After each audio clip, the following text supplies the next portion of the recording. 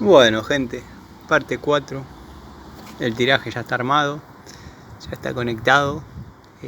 Bueno, falta lo que es hormigonar esta parte para, como dije en las partes anteriores del video de instalación de tiraje a reglamento para termo, bueno, la idea es que no queden filtraciones, así que vamos a preparar un poco de hidrófugo, o sea, cerecita, 3 partes de cemento, una parte de arena, cerecita, cantidad necesaria, fíjense lo que indica en el blister, en el tachito, porque no me acuerdo, pero bueno, uno pone una cucharada, una espatulita y saca un poco y lo prepara y queda perfecto. Así que bueno, nada, no les di muy bien la proporción de la cerecita, pero ahí vemos cómo remata a los 4 vientos.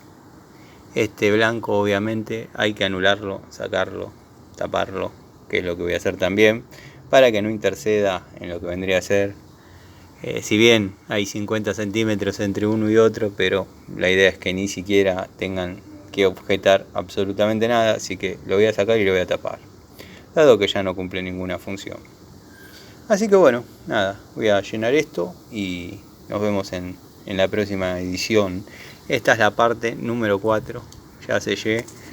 Para los criticones, y tengo las manos sucias con el Fastix, que no queda otra que ir haciéndole. Ahora lo voy a hacer bien redondito ahí para que no quede, pero bueno, cuando se hace la junta, todo lo que rebota sale para afuera, eso es obvio. Al ser un diámetro de 3 pulgadas va mucho sellador y cuando baja, además de dar la seguridad que pega y sella, revienta para afuera, ¿no?